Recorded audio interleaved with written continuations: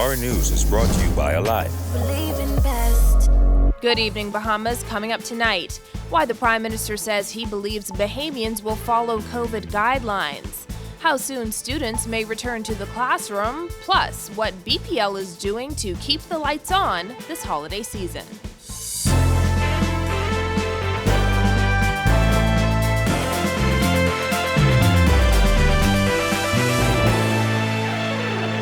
Welcome to Our News, and thanks for joining us. I'm Christina Dragovich. Topping news tonight, Prime Minister Dr. Hubert Minnis says he trusts Bahamians to follow the holiday rules and not use them as a loophole to socialize. Jared Higgs tells us he also confirmed curfew hours for the holidays.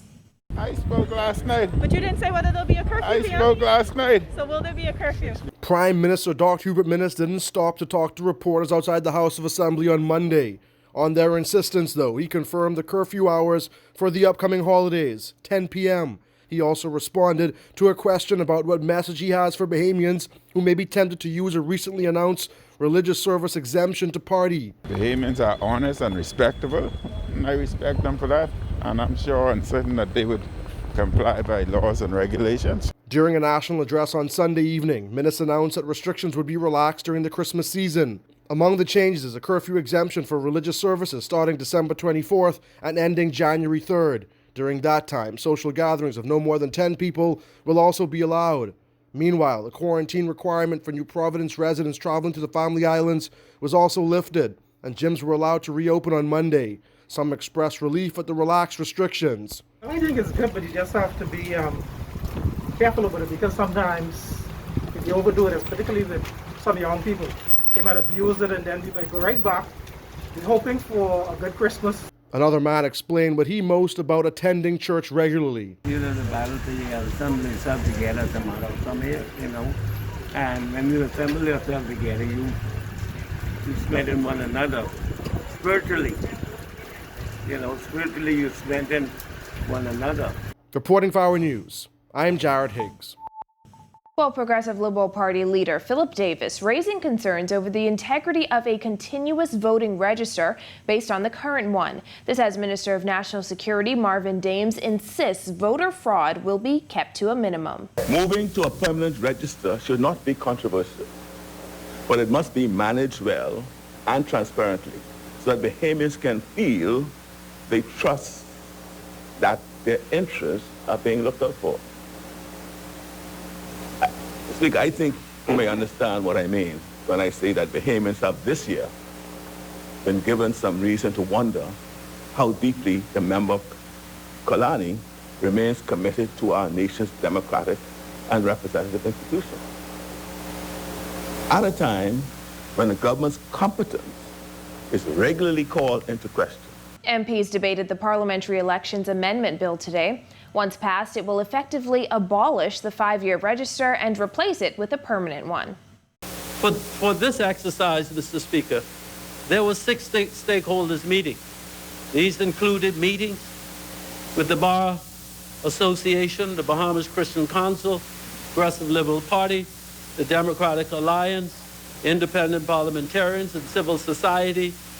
Approximately 61 persons participated in the discussion on many of the amendments that have been outlined, including the reality of voters' registration and voting in a COVID-19 environment, particularly for our seniors, registration fraud. In other news, Education Minister Jeff Lloyd revealing that students across the Bahamas could be back in the classroom as early as February, but that will depend on how the holiday season shapes up. Giorgio Bain reports. As COVID-19 cases continue to decline here in the country, Minister of Education Jeffrey Lloyd is optimistic that the new year could bring back face-to-face learning, and that could be as early as February. I hope to God as soon as possible, oh Lord, I hope to God as soon as possible. Parents are crying and asking and begging and pleading, and children learn differently, and many children, that's the best form of learning. We are working with the Ministry of Health and the health officials, and they want to get past Christmas and, see whatever comes out of that Christmas experience. And then possibly we're going to be looking at somewhere around early February. Due to the number of students at some schools on New Providence and Abaco, Lloyd said a blended method may have to be implemented at first. We are more than likely going to be starting in New Providence and Abaco with blended learning. more than likely. Now, there are some schools, because of the size of the population, that can go face-to-face 100%. But naturally, that means that there are fewer students and there's more space. But the bigger schools, Anatole, CV Bethel, Doris Johnson, more than likely we're going to begin with blended learning in the initial stages. Hundreds of applications have been coming in from schools that are ready to get back to face-to-face learning, according to the education minister. Oh, Drilo, oh my Lord. I mean, as many as there probably are, especially private schools, that is, and private preschools and early childhood, years. I can't tell you the number. I mean, every single day we are receiving 5 or 6. Me personally. Then you, of course, got the permanent secretary and the director who themselves are also receiving requests. Before giving the green light, he said the ministry has been carrying out extensive inspections to ensure that those schools are adequately prepared and taking the necessary safety precautions before reopening. What we do is, once today's students are the school is registered with NACOP, most importantly. The school is up to date with NACOP, most importantly. And then we review and see whether that school has a plan, a COVID plan, that is acceptable to us. If so, we provide a conditional approval, and then they're on their way. Naturally, most of these schools would have been inspected by our own inspectors or by the NACOB inspectors. Lloyd also announced that school repairs are expected to be completed ahead of the 2021 reopening. Reporting for Our News, I'm Giorgio Bain. Thanks, Giorgio. Well, days after a dramatic showdown in the House of Assembly over the tabling of a bill to repeal the Oceans Industries Incorporated Act, it turns out that parliamentarians will not debate it after all. Jasmine Brown has that. Moments after House proceedings began on Wednesday, House Speaker Halson Moutry pointed out the fact that the bill that was tabled by Pine Ridge MP Frederick McAlpine last Wednesday has since grabbed public interest. In his ruling on Monday morning, Moutry said this is a money bill. A money bill can only be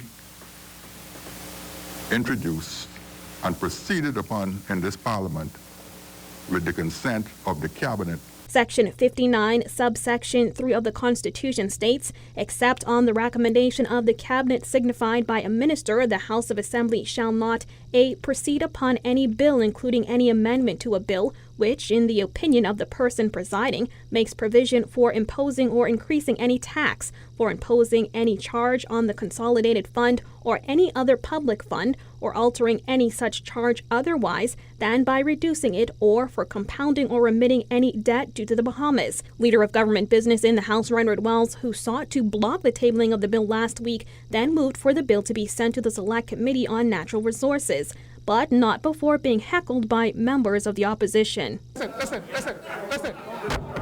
Honorable members. They're telling me stay focused. You know, Cat Island. You and I had a conversation. Honorable members. I boss Cat Island. The only job I've been auditioning for, I've got.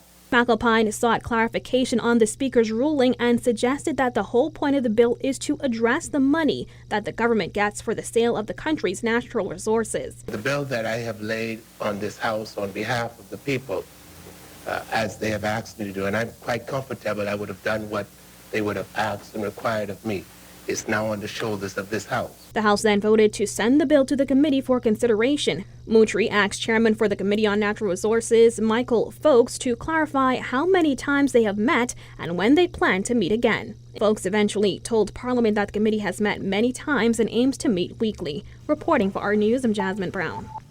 Well, it's a cool evening outside. Here's Greg Thompson in the weather studio with the latest. Greg? Thanks, Christina. I'm meteorologist Greg Thompson with your first look at weather brought to you tonight by InfoGrow.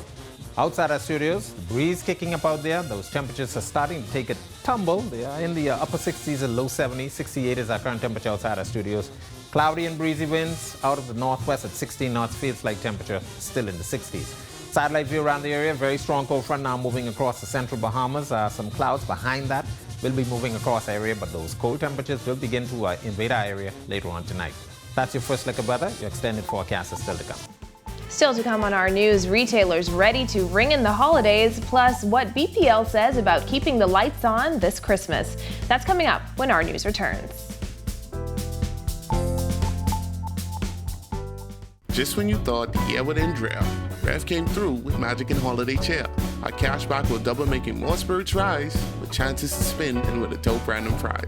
The rules are quite simple. You can find them online. Just sign up for Trio and pay your Rev bill on time. Our grocery store dash is sure to bring smiles as 16 lucky winners tear through the aisles. Call 601-8992 or visit rev.vs/promotions to find out how you can win with Rev's Field of Magic giveaway. Rev, you and us, together.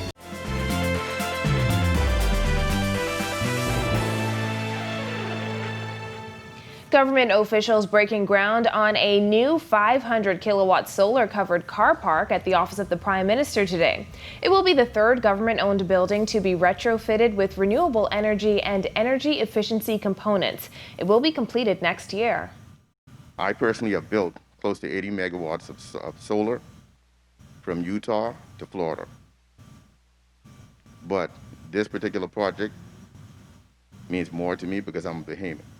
With this installation, the government of the Bahamas reaffirms its commitment to the 30 by 30 policy. We reinforce our promise to the fight against climate change. We reassure the Bahamian people that we will do what is necessary to re-engage the private sector in the rebuilding of our economy. Government opened a solar car park to the east of Thomas A. Robinson Stadium last year, and a virtual ceremony was held for a car park at Anatol Rogers in October. Prime Minister Dr. Hubert Minnis says it's part of the government's vision for renewable energy in the Bahamas. Because of the tremendous physical infrastructure owned and operated by the government, the transition of government facilities to renewable energy is vital and will play a leading role in the country's transformation to renewable energy. Meanwhile, old and outdated equipment and cable faults have been causing quite an issue for some Bahamas Power and Light customers who've been left in darkness. Kyle Joaquin tells us what's being done to resolve it. If your electricity has been turning off more frequently as of late, there is a reason. And today, the BPL chairman took a minute to explain why. I want to make a very good distinction, and I'm glad you brought that up. You have generation, you have transmission and distribution. While the weather has gotten a bit cooler and there's not much need for your AC unit to be running as much, some BPL consumers have still found themselves in the dark recently. The company's chairman says, just to be clear, they're not load shedding. On the transmission and D&D system, a number of failures that we've been having are failures with underground cabling. We've had a lot of faults. And these are old cables that were put in the ground 10, 15 years ago. Some of those cables have developed faults, and we're slowly replacing those cables. And the other component of T&D is really at the substation and the major component level. Those require investments in our infrastructure. Moxie says those old components do fail from time to time. However, he adds BPL is doing all it can to maintain them until they can be replaced. In the meantime, some consumers will feel the effects of the wear and tear. Our level best to get the power back on as quickly as we possibly can. But unless we have the investment dollars to really make significant infrastructure investments, it's very tough to maintain a certain level of efficiency, if you will, as well, of these systems over time. So these investments really need to be made. And as 2020 saw many stumble upon tough times, there's also the issue of consumers not being able to pay their electricity bill. Moxie says, unfortunately, BPL has its own fuel bill of over $25 million a month to pay, so it needs consumers to pay theirs. However, he said the company is being lenient. One program involves putting down 25% of what you owe and then paying the remaining balance over 12 months.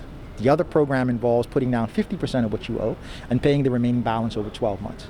And so what we're looking to do is we want to work with our customers. We understand you may have challenges, but probably the worst thing you can do is don't say anything. For Our News, I'm Kyle Joaquin. Thanks, Kyle. Now here's your RF Market Watch. It's now time for tonight's Financial Market Minute, brought to you by RF, your local investment bank.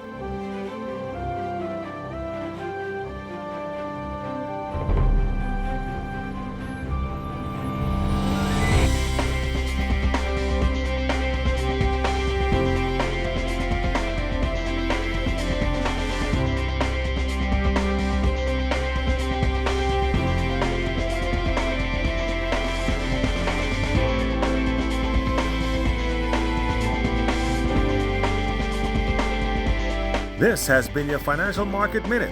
To explore the best performing mutual funds in the Bahamas, visit our website at www.rfgroup.com. Bahamian NBA players chat about the upcoming season. The details when Our News returns.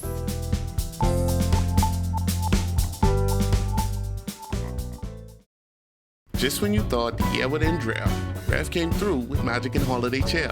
Our cashback will double, making more spirits rise, with chances to spin and with a dope random prize. The rules are quite simple. You can find them online. Just sign up for Trio and pay your Rev bill on time. Our grocery store dash is sure to bring smiles as 16 lucky winners tear through the aisles. Call 601-8992 or visit rev.bs/promotions to find out how you can win with Rev's Field of Magic giveaway. Rev, you and us, together.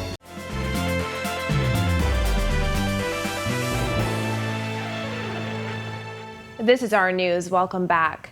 Retailers are celebrating now that they have permission to open on Sundays ahead of Christmas. Many say eased restrictions couldn't have come at a better time. Jillian Gray has that. The eased restrictions for retailers came as welcome news for some businesses who say their customers will need the increased shopping time this holiday season. It gives us and also give the public a chance to, space out the shopping so you don't have to be clustered.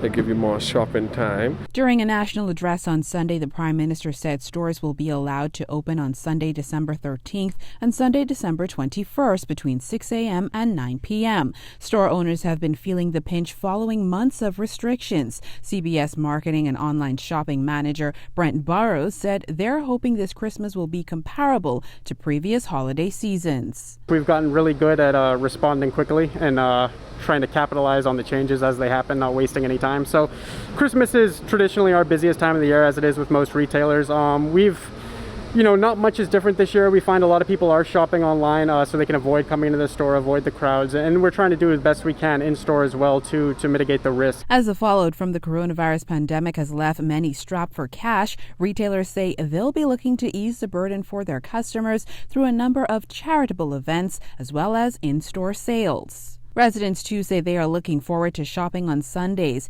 adding that they hope the holidays are a bit brighter than the past several months. I never shop on Sunday because I have to be to church. Oh. Okay? But a good idea, some people don't have no time and the weekend. People could get a little something on Sunday. It's great that we can shop on Sundays now. I feel better. Yeah? Yeah, I feel better. It's going to be a good Christmas for me, I'm sure. Reporting for Our News, I'm Jillian Gray. In sports, Bahamian NBA players speak on the upcoming season. Marcellus Hall has that. Thanks kindly, Christina, and welcome to our sports, everybody. I'm Marcellus Hall. Hope you guys had a great weekend. Seems like just yesterday the NBA season was winding down. Guess what? It's time for another season to get rolling. To that regard, our NBA players are already back in their respective training camps and looking forward to the upcoming year. A couple of them sitting down and talking to the press about what their expectations are for 2021. NBA training camps underway, which means Bahamian NBA players DeAndre Ayton of the Phoenix Suns and Buddy Hield of the Sacramento Kings are back in action. The T speaking at their press days just this weekend, Ayton on his reaction to hearing the news that all-star guard Chris Paul had joined the team. When I heard that it was official, dude, I wanted to do a backflip. You ever seen a footy do a backflip? Okay, that's how excited I was. And just knowing the type of tradition and the type of, dude and the type of career he had and the foundation he laid in his league is tremendous. And knowing that I'm going to be a part of his legacy, oh yeah, I can't stop moving. I'm even working hard. I want to lift more weight. You know what I'm saying? Like, it's go time. You have a future Hall of Fame coming here to really show us the ropes and help me and book out as young guys and, who could really take over this league. Meanwhile, Buddy Hield addressing the rumors of his being disgruntled with being a part of the franchise. I never had a problem with nobody here. So, everything that was being heard, it wasn't put out by me. So, I love everybody here in this franchise, this organization. So, I don't regret nothing I said. So, I'm gonna keep it 100. Much more from Buddy as the week continues. Competition now over the CAC Bodybuilding Championships in Santo Domingo, the Dominican Republic. The squad doing well despite its small size, as Wellington Miller took bronze in men's physique up to 178 centimeters. Kafe Young also won bronze in the men's physique over 182 centimeters. Vania Joseph finished fourth in women's fitness up to 160 centimeters, and Jimmy Norias captured silver in men's bodybuilding. 2 games set for Monday Night Football this evening. First up, the Washington football team taking on the unbeaten Pittsburgh Steelers. That should be a pretty good matchup. Also on the agenda for tonight, Buffalo Bills They take on the San Francisco 49ers. Quick look now at your Sunday scoreboard.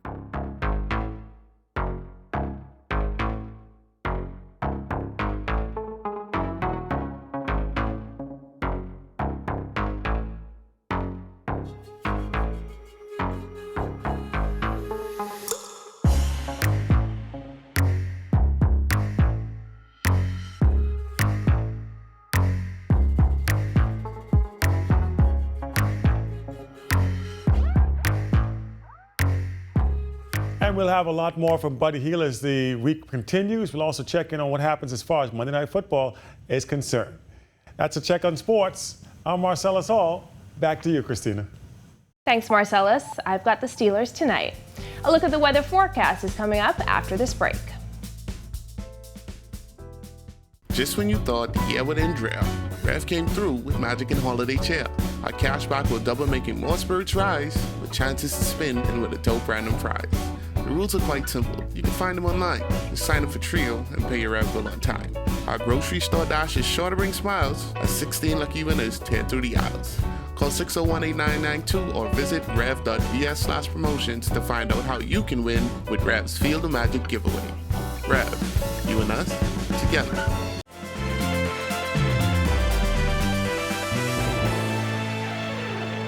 Welcome back to Our News. Looks like storm clouds may be moving in. Here's Greg again in the weather studio. Thanks again, Christina. In our second look of weather, we take a look at our satellite view around the area. Frontal boundary with some showers and thunderstorms ahead of that system pushing into the central Bahamas. Cold air mass invading the northwest Bahamas. Temperatures starting to take a dip. We expect those temperatures to push toward the south, so those cooler temperatures will be moving across most of the chain of islands too tomorrow. Your boating forecast for the northwest and central Bahamas tonight through tomorrow. Your winds will be out of the west and northwest, 15 to 25 knots. Advisory posted for you guys, very rough seas out there, 5 to 8 feet. While in the southeast Bahamas, those winds will be out of the southeast to south, 10 to 15 knots, seas running 2 to 4 feet over the ocean. Tide is low at 7:14. Here's a look now at your national forecast.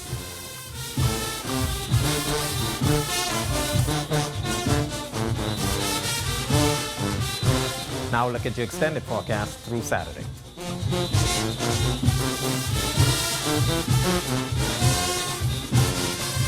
That's a look at our weather. Have a cool night, everybody. Christina? Bahamas Christian Council President Bishop Delton Fernander applauding government's decision to allow churches to hold services beyond curfew hours between December 24th and January 3rd.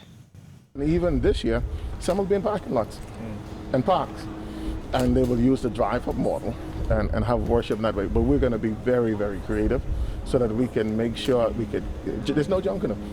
So there's going to be more people without excuses why they can't come to church. And so we're going to have facilities that are probably seeing a larger volume than normal. While many churches will embrace a hybrid model with in-person services and online streaming, Fernander urges church leaders to be responsible with the execution of watch night services, which may include making reservations. This might be the first time ever you have to book your time at worship. You know, you're going to have to go to maybe a Facebook site that is free or some of the more digital apps that you're going to say, I am coming to the 10 p.m. service. I am coming to the 9 p.m. service. I'm coming to the 11 p.m. Unfortunately, this year, we're going to have to run multiple services unless you just have the massive facilities that you can take the volume of people that are coming. Thanks for joining us for Our News tonight. I'm Christina Dragovich, and we'll see you right back here tomorrow night. Have a beautiful evening, Bahamas.